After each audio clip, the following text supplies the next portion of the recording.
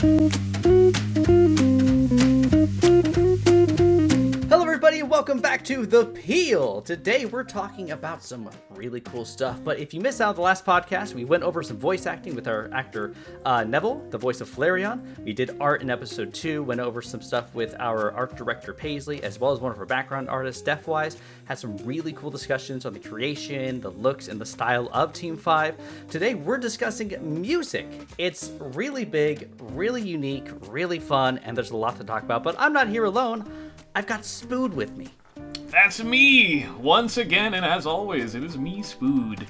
Yeah, and I'm Cabral. I forgot to introduce myself. That's kind of important. But today we're talking about one of my favorite aspects of Team 5, personally. I really love the music we have in this series. Likewise. I mean, I think that our music is absolutely stellar. I think that our musicians are so talented. I think that we have a really unique approach to the way that we do the music, and I'm very excited to have all of you introduced to the brains behind the sounds behind the show.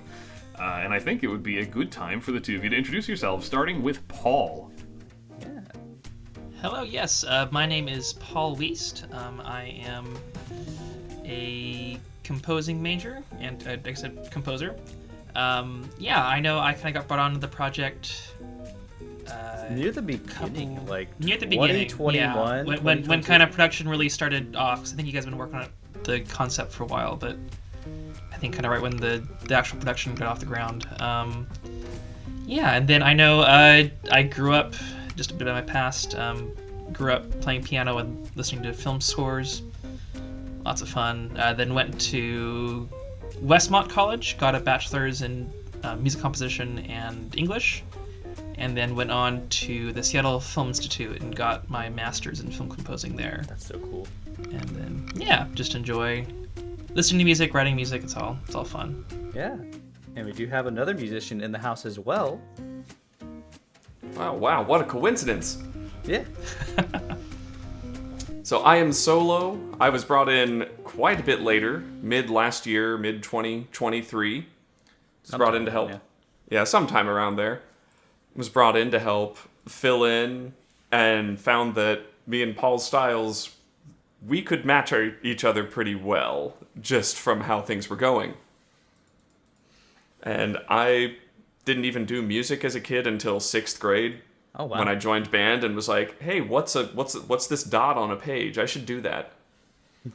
And, well, it was all from there. Went to do composition, undergrad, master's, and then, as it is now, I perform around, teach around, compose for several orchestras in the area every year. And it's music all the time. That's super cool. And it's crazy because I've actually known both of you for a while. Paul, I've known since you were little, actually. Yep.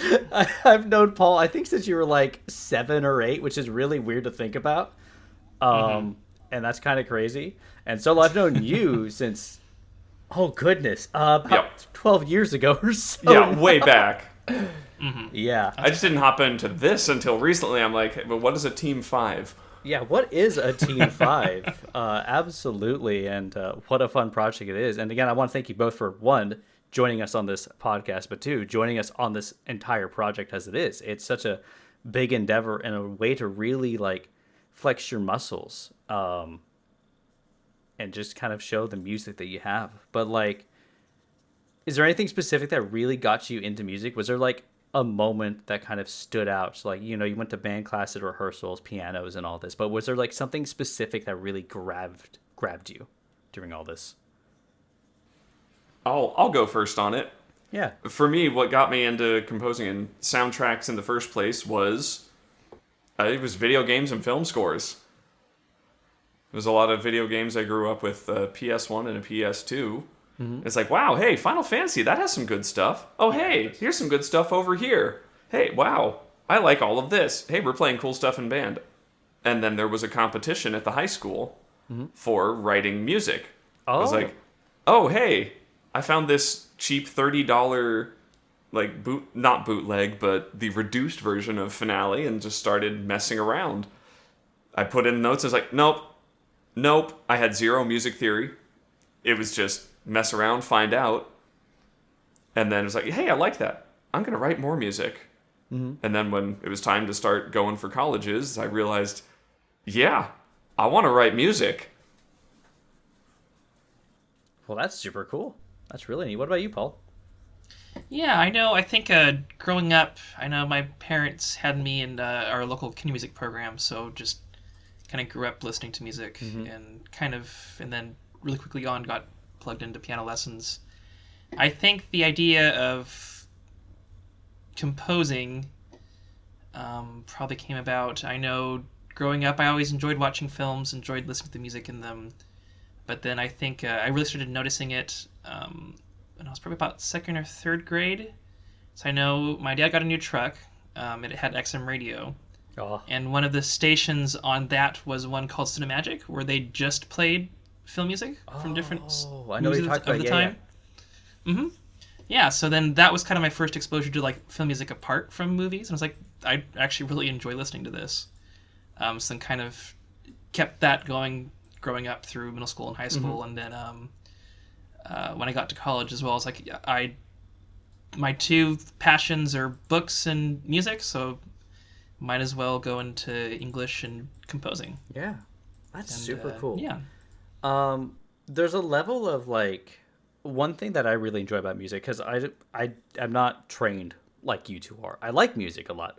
I do. I love film scores. I love just music in general. I do play guitar, self-taught though. I'm not classically trained. I don't read sheet music anymore. Not since sixth grade when I played violin. But like, there's a level of magic that I feel like music really adds to a show or a film that really is quite unmatched. I think there's a lot of power behind the creation of music and what it does for a scene, for a moment, to make you feel things, right? And one thing I'd like to talk about and bring up is the style of Team 5. As people have probably noticed in the music that we produced here at Team 5, it is specifically timed to dialogue conversations. There's comedic stings. There's big swells with emotion. There's also like some lows, and it's dynamic and it changes. And I think a lot of other kind of like YouTuber content doesn't quite fit that, you know? Like, can we kind of talk about that sort of thing? Like, I don't know, what are your thoughts on that? What is it that you like doing when you make Team 5 music? Or like, what is really unique about it to you now that you've been working on it? I'll start it off again with that one, because since I have the timings for everything, I can just sit down, turn on the video, take out whatever instrument I want, usually piano because I need a few voices at once, and just start messing around. Just say, okay, there's the timing of the scene, there's where this is, and I look for places where the music can breathe. Whenever there's a lot of dialogue happening, I know that, hey, I'm in the background, I'm supporting them. But anytime there's longer shots, or anytime where there's not a whole lot of other sounds going on, that's when I can let loose, flex as much as I want, and really push forward. But I like having to go back and forth and specifically time it like, ooh, yeah, we need something to make that line stand out, or make something really shine. Yeah. And something you mentioned there with timing, one of the things that we do that I did with Paul when we first started this, Paul and I sat down, watched episodes, and discussed placements for music and where it's going to go in the show. So all the music you hear in Team 5 is specifically placed and planned to be in those spots for those conversations and for those moments. And that's something Paul and I worked on as we built up the episodes and discussed them as they were slowly being developed. Yeah, I know. Just kind of going through the composing program up in Seattle, I got to work with Tummy Man, who's a really sweet guy and has a lot of experience in Hollywood, which was cool to hear some of his stories. But yeah, I know. Just it can kind of vary from production to production how exactly people approach music. I know with the projects that I worked on there, it was very helpful for those projects that had finished scenes to be able to sit down and watch the whole thing, and then kind of just get an idea of both the tone of the episode or the project, and then also kind of being able to talk with the director and figure out those moments that would benefit from music, either emotionally or just kind of pacing wise, and kind of getting that overall kind of approach and kind of taking the time to spot those notes for which scenes need music,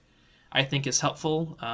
Both just because then it kind of helps kind of focus our work as composers to kind of the scenes and characters that need the most focus. Then also kind of just helps us too with timing wise. That way we kind of have an idea of how much music the project needs, and then we can kind of then schedule out our work accordingly to make sure we're meeting that kind of projected goal. Oh yeah, the spotting is one of the most important things that we do, because then we can see it ourselves. Because outside of this, I mostly do video game commissions or writing for like orchestras, or I'm doing sheet music for ensembles and things like that. That's all on my own time. Usually when I'm given something for a video game, they're just like, hey, here's a temp track, make it loop probably about this long. And that's as much as I get, so I work with it. It's a different paradigm than I'm used to, and I'm having a ton of fun with it. Oh, It's the difference between... it's more of this is more of a film, it's more of a show, when I'm used to working for games where there's much less stringent rules when it comes to timing. Yeah. Well, I am curious, and I'd like to ask this of both of you, and it kind of circles back around to what you were saying earlier. How does composing for like a show or a movie, composing around dialogue and things, how does that differ from maybe music that stands, on its own a little more, like as part of a video game or as part of like an ensemble? Oh boy. Yeah, for a show like this, again, it's a lot of figuring out when do I need to play backup and when do I need to take the lead. So like, oh hey, here's an emotional moment and I need to figure something out, but they're still talking. Okay, I need to keep it simple. Like, I brought some instruments, I'm sitting in front of my keyboard right now. So, oh hey, they're talking, I need to keep it emotional. Just something simple, just